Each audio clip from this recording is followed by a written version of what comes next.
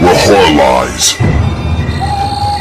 Rob from Georgia here with you, aka VHS82 apostrophe. I'm your regular Wednesday evening host here at BodyBags. It is, well, it's almost the end of the month. It is a random week, and I have for you, as you can see, Alexandre Aja's remake of Wes Craven's classic from, I think, was 77. The Hills Have Eyes first came out, and Wes was well, he was more involved with this project than you generally have with somebody this type of thing that goes on, right?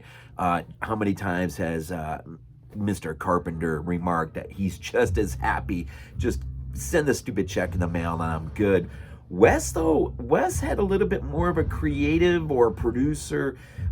He was a little more involved, at least in terms with choosing the right story, the right director, of course. This would be Alexandre Aja's story, which for Wes Craven, neither tried to duplicate his film nor go too far away from it.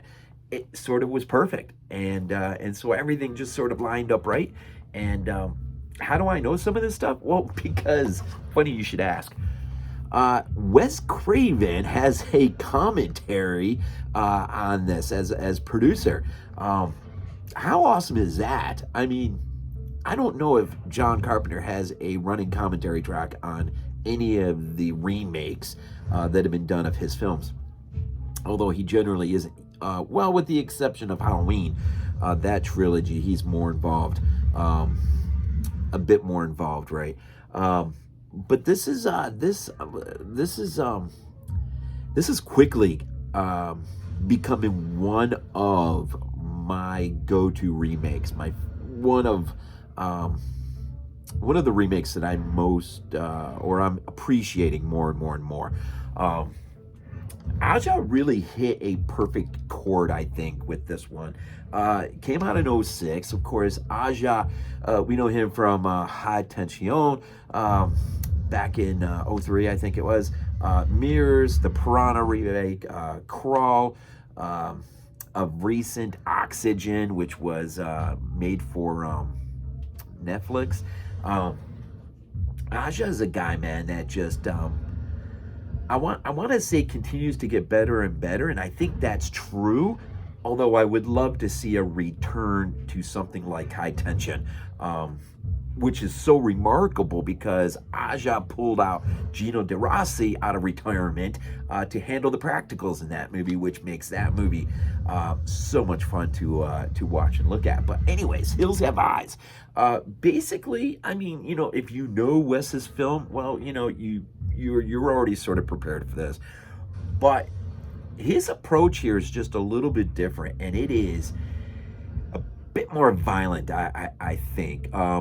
The practicals are handled by K&B, which is stinking awesome. I watched I don't think it was it was about 45 minutes maybe, or 50 minutes documentary over the making of the entire film. And of course, some of this involved the work of Greg Nicotero, and of course, certain aspects of the film get focus on, like the trailer, the infamous trailer attack, which may be the most riveting, most intense few minutes of a scene that I can remember seeing in a movie, man. That just, even watching it again not that long ago, Big Bob's death scene at the tree. If you haven't seen this, I really don't want to go into too much spoiler. Obviously, if you're familiar with Wes's film, and you ought to be familiar with Wes's film, you kind of get the general idea. Mutants in the hills, atomic testing, but Aja sort of puts his own little twist in here in terms of miners and refusing to leave the towns, although being ordered to leave the towns, they'll stay. And of course, the effect of the radiation will have its horrific effect on them. A lot of study and research went into exactly what can happen to people as a result of this stuff. So I don't think these mutants are near as outlandish as some might perceive them to be. I want to pull out a few things. I think, of course, the cinematographer, very well with Aja, High Tension, Maniac, or the Maniac remake, The Nun, and a lot of others. I think his name, Maxime Alexander, Alexandre. Really, okay, so really what you have here is a family who is Ethel and Big Bob. Ted Levine plays him. Kathleen Quinlan plays the mom. And I have to say, the casting is remarkable, man. When you listen to Wes's commentary track, a lot of talk about just the cast and how much of a real family they just connected in a pretty interesting way. But Ethel and Bob enjoying their silver anniversary, heading from, I want to say, Cleveland to San Diego. Of course, they stop at that gas station, and the guy, unlike I think the first film, tells them take this shortcut. And ultimately, of course, the big run-in with Pluto and Lizard and Papa Jupiter and Cyst. I'm trying to think of just some of the names. Big Brain. Big Brain is the one who will give us some of the backdrop material in terms of how their origins and whatnot, right? Billy Drago plays Papa Jupiter, man. He is he is good. Billy Drago nails this part, I think, pretty darn good. Greg Nicotero actually plays mutant Cyst.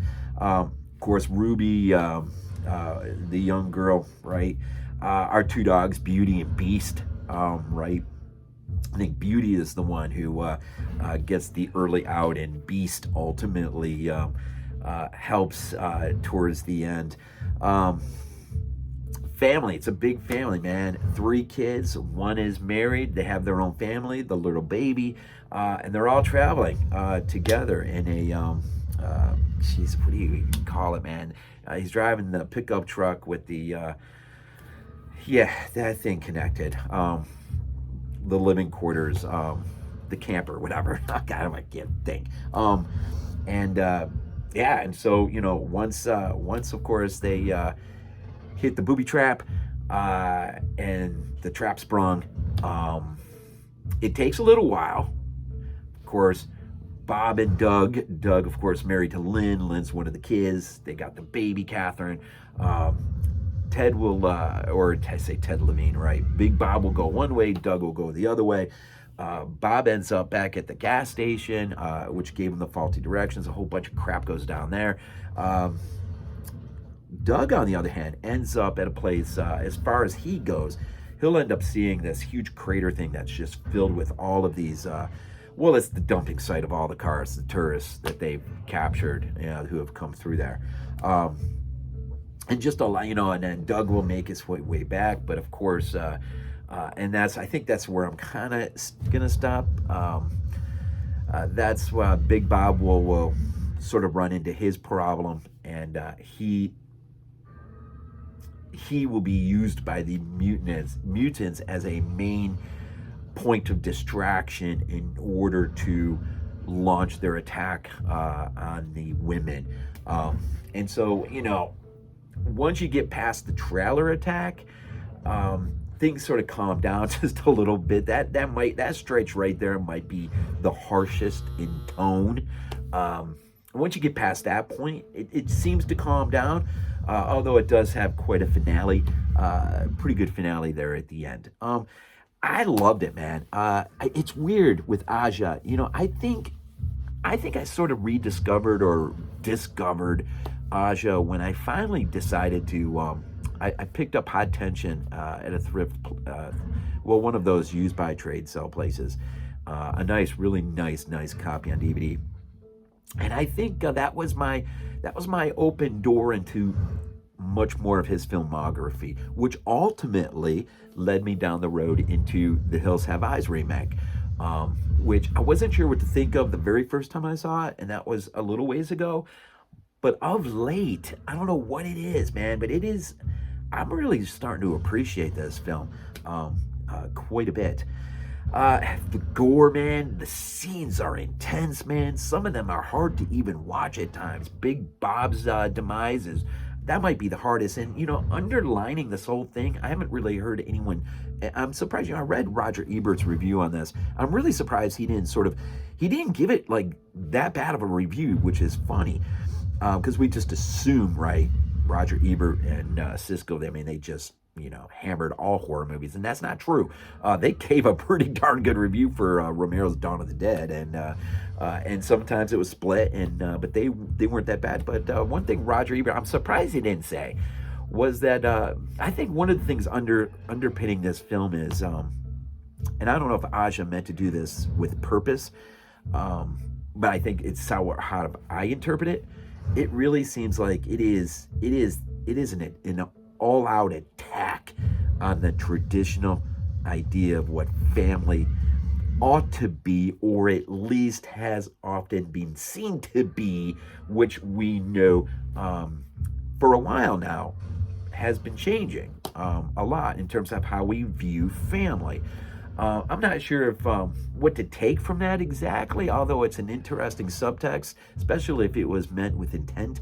I don't know if it really was meant with intent, but that's sort of, I just view the mutants and everything around as just forces that are trying to rip and tear apart, the family unit structure. And ultimately, in the end, is it going to survive? In the film, a core of the family will survive.